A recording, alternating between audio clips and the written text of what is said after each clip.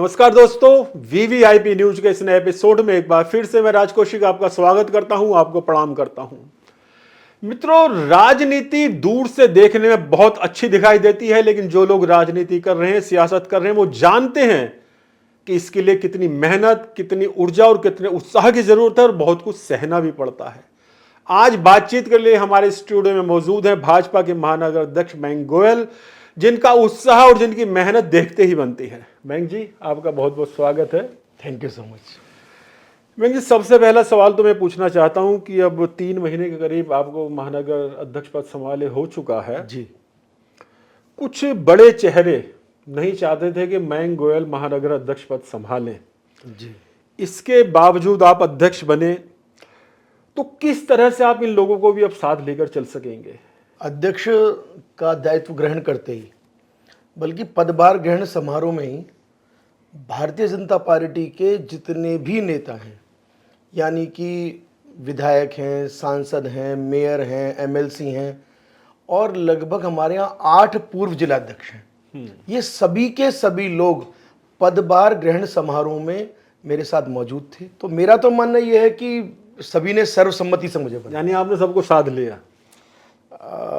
मेरा मानना यह है कि सबका आशीर्वाद मेरे साथ है। मैं इतना बड़ा स्वयं को नहीं मानता कि मैं उन्हें साधूंगा, लेकिन सबका आशीर्वाद मुझे मिल रहा है, ऐसा मुझे लगता है। चलिए, इसी से जुड़ा हुआ सवाल मैं इस तरह पूछता हूं कि जैसे कुछ बड़े नाम आपके खिलाफ थे, उनको दरकिनार करके आप किस तरह से इस अध्यक्ष पद तक पहुंचे? क्योंकि जहां तक मैं समझता हूं ऐसा कुछ तय हुआ था कि अध्यक्ष पद जो जनप्रतिनिधि हैं, सांसद हैं और विधायक हैं, उनकी सहमति से तय होगा, और कुछ लोग सहमत थे नहीं। फिर भी आप यहां तक कैसे पहुंचे?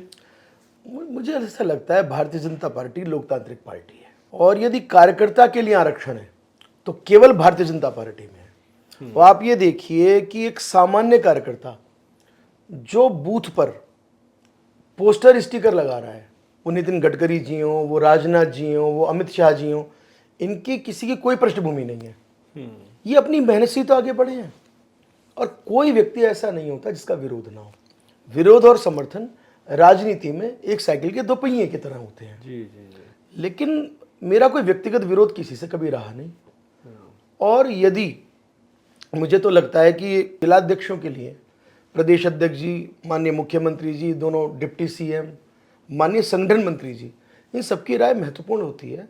और हमारी लोकल जो गाजियाबाद के जनप्रतिनिधि हैं, उन्होंने भी सबने अपने नाम दिए।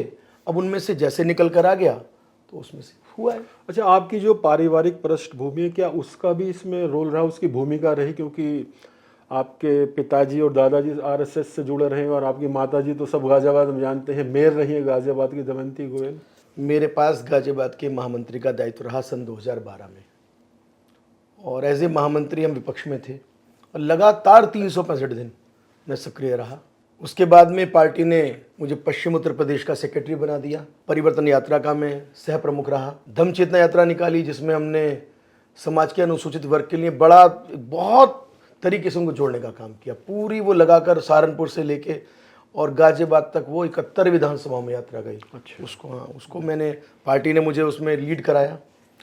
और उसके बाद लगातार मैं चौधरी भूपेंद्र सिंह जी के साथ 2 बार सेक्रेटरी रहा, अश्वनी जी के साथ रहा, अश्वनी त्यागी जी पश्चिम की टीम में। फिर मैं उसके बाद में मोहित बेनीवाल जी के साथ पश्चिम का वाइस प्रेसिडेंट रहा, और अभी वर्तमान आज तक मैं मेरठ का जिला प्रभारी का पद संभाल रहा हूँ, हापुड़ में जिला प्रभारी रहा, और माननीय मोदी जी की, माननीय योगी जी की और लगभग सभी राष्ट्रीय नेताओं की रैली इंडिपेंडेंट कराने के लिए पार्टी ने मेरे को तैयार किया है।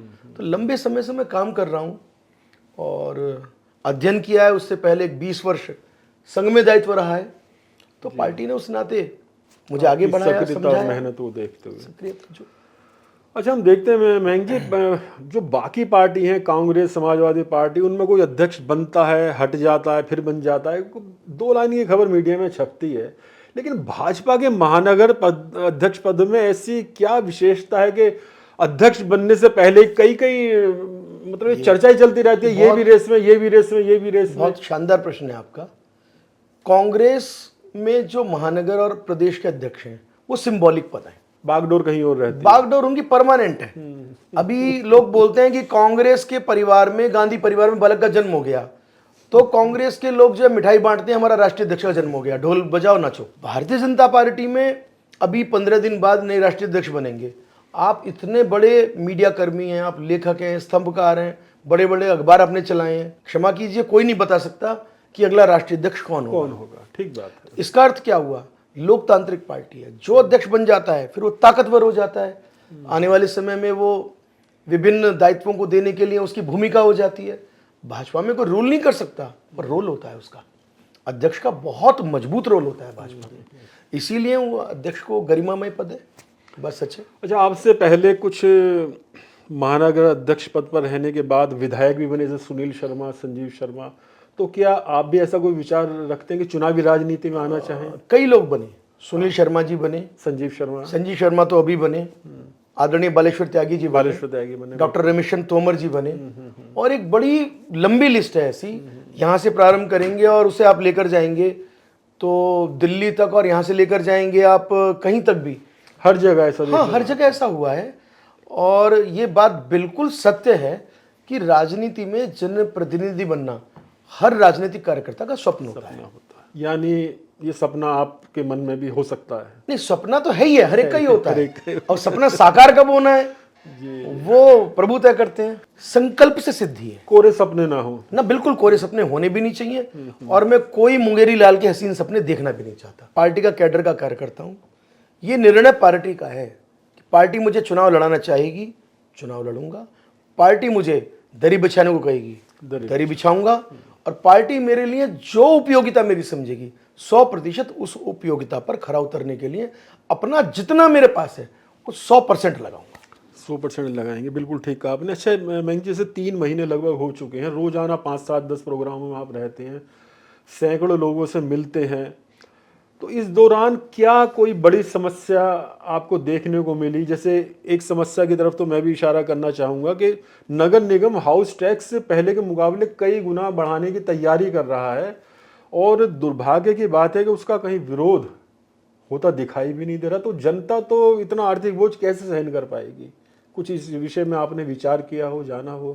देखिए, वास्तव में क्या है कि एज ए भाजपा का अध्यक्ष मेरा काम पार्टी चलाना है, और जनप्रतिनिधियों का काम जनता की समस्याओं को लेना और सरकारी अधिकारियों के साथ उसको समन्वय बना के ठीक तरीके से सरकार को, सिस्टम को आगे चलाना है। फिर भी मेरा मानना यह है कि गाजियाबाद नगर निगम ने जो काम किए, यदि उनको हम देखें और बड़ी ईमानदारी से हम तुलना करें, गाजियाबाद का इंफ्रास्ट्रक्चर, गाजियाबाद की हरियाली, गाजियाबाद की स्वच्छता और यहाँ की हाईवेज, यहाँ का जितना काम हो रहा है उस सब काम के लिए बजट तो चाहिए।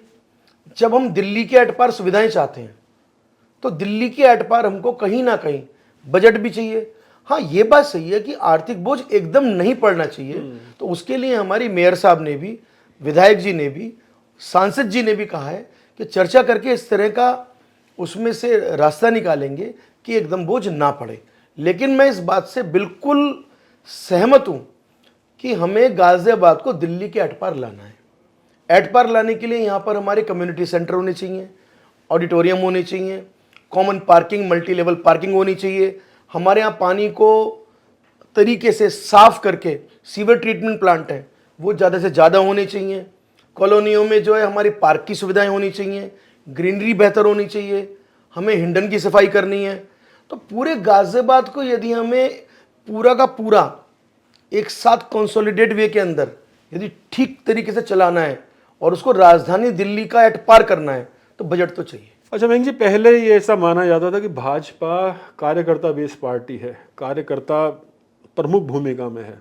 हालांकि अभी भी ये कहा जाता है, लेकिन कुछ वर्षों से कल्चर चेंज हो जाए, जैसे कारपोरेट कल्चर होती है कि ऊपर से प्रोग्राम ज़्यादा लाद दिए जाते हैं और उन्हीं को करने में कार्यकर्ता और पदाधिकारी लगे रहते हैं, अपना कुछ रचनात्मक नहीं दिखा पाते, नहीं कर पाते। तो क्या आप इससे सहमत हैं? देखिए, पार्टी के जितने भी बड़े नेता हैं वो चिंतन के आधार पर क्या करना चाहिए वो एक गाइडलाइन देते हैं, और गाइडलाइन देने के बाद में वो खुला आकाश हमारे लिए होता है। जैसे उदाहरण के तौर पर आप एक विख्यात कवि हैं और हमने आपसे प्रार्थना की कि आप जो है हास्य रस पर कुछ दे दीजिए। अब हास्य रस के लिए तो हमने निवेदन कर दिया, पर उसमें आप फूहड़ हास्य देंगे कि रचनात्मक हास्य देंगे या हास्य के साथ साथ में आप कोई ना कोई प्रेरक प्रसंग भी दे देंगे, तो वो तो खुला आकाश आपके लिए है। अपना श्रेष्ठ देने का स्कोप अब मैं निवेदन करता हूँ, पार्टी से हमारे पास ये आया कि भाई ऑपरेशन सिंदूर के बाद में जनता में बहुत उत्साह है, तो आप एक तिरंगा यात्रा निकालिए। तो हमने प्रार्थना की क्या हम इसको शौर्य तिरंगा यात्रा बोल सकते हैं, तो बोले ठीक है शौर्य तिरंगा यात्रा कर लीजिए। तो हमने फिर निवेदन ये किया क्या हम इसमें इसका स्वागत करा सकते हैं, बोले कितनी जगह स्वागत करा पाएंगे, आप बताइए। बोले 2 जगह हो जाए, 3 जगह हो जाए, 5 जगह हो जाए। तो मैंने निवेदन किया कि हम इसको 26 जगह स्वागत कराएंगे। तो बोले ऐसा कैसे संभव है, 3 दिन का टाइम है। कहा मुझे ऐसा लगता है हम करा सकते हैं, हम करा सकते हैं, लोगों में इतना उत्साह है, जुनून है। तो हमने एक बड़ा स्वागत कराया जहां हमारा ठाकुर द्वारा मंदिर है उसके तिराहे पर चंद्रशेखर आजाद जी की प्रतिमा पर बहुत सुंदर सजाकर, और हमने पुष्पांजलि कराई। धर्मपाल सिंह जी वहाँ मौजूद थे। जब हमने अलग अलग स्वागत अलग अलग पॉइंट्स बनाए तो हर पॉइंट में कंपटीशन हो गया। पॉइंट नंबर 1 वालों ने कहा कि पॉइंट नंबर 2 वाले क्या कर रहे हैं, बोले साहब वो पगड़ी पहना रहे हैं। बोले हम पगड़ी भी पहनाएंगे और साथ में हम जो पटके भी पहनाएंगे। तो तीसरे जो मुस्लिम समाज के लोग थे उन्होंने कहा कि हम मादरे वतन हिंदुस्तान जिंदाबाद बोलते हुए और एक प्रदर्शनी लगाएंगे जिसमें हम अब्दुल हमीद को रखेंगे, जिसमें हम एपीजे अब्दुल कलाम को रखेंगे, हम उसमें तमाम मुस्लिम समाज के देशभक्तों को रखेंगे और वहां पर कव्वाली गाते हुए और हम जोरदार स्वागत करेंगे। और वो स्वागत 1 किलोमीटर का तिरंगा लोगों ने लगाया डिवाइडर पर, सड़कें धुल गई पूरी, चूना डल गया, शानदार लगभग 4000 बड़े 8-8 फुट के झंडे जिसमें तिरंगे झंडे, एक ऐसा वातावरण बन गया कि जो साक्षात भारत मां हमारे सामने खड़ी हो गई हो। और जब चले हैं वहां से तो हमें उम्मीद थी कि 2000 संख्या होगी, वो संख्या बढ़ते बढ़ते 1 किलोमीटर तक सर। और जब हमने समापन किया तो हमारा मन ये था कि सब बच्चे तिरंगा लहरा रहे हो, सबके हाथ में एक दीपक हो। दीपक हमने इलेक्ट्रिक रखा था, अच्छा, जिससे कि एक दीपक होता है जैसे उसमें तेल का दीपक है, तेल बिखर गया तो घटना ना हो जाए, तो वो इलेक्ट्रिक दीपक। और सारी लाइट्स जो है हमने डिम करा दी, धीरे धीरे सारी लाइट खत्म हो गई। जो नवयुग मार्केट में शहीद पथ है, दिन बड़ा प्यारा हमको मिल गया 10 मई का। अच्छा, 10 मई 1857 स्वातंत्र समर का प्रारंभ का दिन। अच्छा, ये बाई चांस हुआ ये, हाँ ये कोइंसिडेंस था, लेकिन हमने उसको सेलिब्रेट किया फिर। किया। और वहां पर 10 प्रतिमाएं हैं, उन प्रतिमाओं को धुलवाकर बहुत सुंदर सजाया गया लाइट से और फूलों से। सारा नया पंडाल, नया कालीन और बड़ा मंच करीब 400 फुट का, उसमें सब नेता बैठ गए कुर्सी पर। और फिर जब लाइट डिम हो गई तो हमारे कार्यकर्ता की एक बिटिया भारत माँ के रूप में आई, हाथ में त्रिशूल लेकर, तिरंगा झंडा लेकर, वो भारत माँ मंच पर। सारी लाइट्स डिम हो गई, केवल फोकस किया हमने भारत माँ के ऊपर। और प्यारी भारत माँ शुभदाम तुझे शत शत बार प्रणाम, ये बोल रहे हैं। और हजारों लोग आरती गा रहे हैं, भारत माँ के दर्शन कर रहे हैं, सबके भावावेश में सबकी आंखें नम हो गई। कैसा वातावरण आप देखिए रहा होगा। हजारों लोग, कोई उसमें हिंदू नहीं, मुस्लिम नहीं, सिख नहीं, ईसाई नहीं, बौद्ध, जैन, पारसी, अगला पिछड़ा कुछ नहीं, सब भारतीय। केवल एक ही नारा भारत माता की जय का, जय हिंद का, सेना की जय, जल सेना की जय, थल सेना की जय, नभ सेना की जय। और कहीं ना कहीं क्योंकि इस सेना का नेतृत्व आज की डेट में माननीय रक्षा मंत्री जी कर रहे हैं, माननीय नरेंद्र मोदी जी कर रहे हैं। तो नरेंद्र मोदी जिंदाबाद, राजनाथ सिंह जिंदाबाद, उसके नारे भी लग रहे थे। वो जनता का स्फूर्त था। कहीं बीजेपी का झंडा नहीं लगाया हमने, कहीं हमने बीजेपी का नाम नहीं लिया, कहीं भाजपा जिंदाबाद नहीं बोला। और उसके बाद में आज स्थिति यह है कि हमको कहा गया कि आपको मंडल, यानी हमारे यहाँ 20 मंडल हैं गाजियाबाद में, 20 यात्राएं करनी है। आप जानकर आपको आश्चर्य होगा, जब हमने सूची बनानी प्रारंभ की 225 कार्यकर्ताओं ने कहा कि हम यात्राएं निकालेंगे। 225 यात्राएं हमारे यहाँ निकल रही हैं। क्या बात है। तो इसका अर्थ क्या है, जब कार्यकर्ता चाह रहे हैं तो करें। अच्छा, ये कब से कब तक निकलेंगी मंडलों में? ये इस हफ्ते में पूरी हो जाएंगी, लगातार डेली चल रही है। क्या बात है। और यात्राओं में हमने फिर निवेदन किया है, कोई भाजपा नहीं, कोई भाजपा जिंदाबाद नहीं। हाँ, अब सोफिया कुरैशी की जय बोलो, आप उसमें वो जो दूसरी वो जो बहन है उसकी जय बोलो, माने कुल मिला के सेना की जय बोलो, भारत माता की जय, भारत की सेना की जय बोलो, भारत माता की। और उनको, सेना को हम कुछ नहीं कर सकते। आपको एक मैं और दृश्य दिखाता हूँ। मंच पर जब भारत माँ मौजूद थी तो हमने गाजियाबाद के ही 2 बेटे जो शहीद हुए हैं, मोहित शर्मा है, उनके माता पिता को, और एक शहीद और है, स्क्वाड्रन लीडर है, उनके माता पिता को, उनको मंच पर हम लाए। उनसे हमने पूछा कि हम आपके लिए क्या कर सकते हैं। तो उन्होंने कहा हमें कुछ नहीं चाहिए, हम हमारे हाथ से भारत माँ की आरती करा लो बस। और उनके हमने गले में माला डाली, उनको सम्मानित किया। ताली बजवाई, तो उनके चेहरे पर जो गर्व की भावना थी ना, उसने यकीन मानी हमारी सारी थकान खत्म कर दी। मेंग जी, आपकी इन खूबियों की वजह से ही तो लगातार आपका स्वागत हुआ है महानगर अध्यक्ष बनने के बाद। अब एक सवाल ये भी आ रहा है कि भाजपा के जो कुछ पुराने लोग हैं, जो कोई जिम्मेदारी ना मिलने के कारण कहीं या किसी भी वजह से कहीं नए सिस्टम में वो अपने आप को फिट महसूस नहीं कर रहे, वो थोड़ा निष्क्रिय दिखाई देते हैं, तो उन लोगों को भी जोड़ने की कुछ आपकी योजना, कोई चाहत? देखिए, इसमें छोटा सा किस्सा सुनाना चाहूँगा। नितिन गडकरी जी का याद आ गया।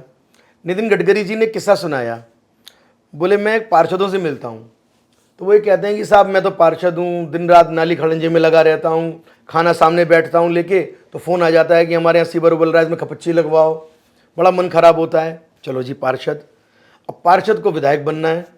अब जो विधायक बन गया उसे दोबारा विधायक बनना है, जो दोबारा विधायक बन गया उसे मंत्री बनना है, वो मंत्री बन गया वो कहता है मुझे कैबिनेट बनना है। अब कैबिनेट बन गया वो कहता है कि नहीं जी मेरे पास छोटा कैबिनेट है, मुझे बड़ा कैबिनेट बनना है। फिर सांसद बनना है, और सांसद बन गया तो सांसद के बाद उसमें मंत्रालय चाहिए, और एक बार बन गया, दोबारा बन गया, तीन बार बन गया, 4 बार। मैं किसी की तरफ इशारा नहीं कर रहा, पर ज्यादा कुंठित वही लोग हैं जिन्हें पार्टी ने 3-3 बार, 4-4 बार, 5-5 बार, 6-6 बार बड़ी जिम्मेदारियां दी हैं।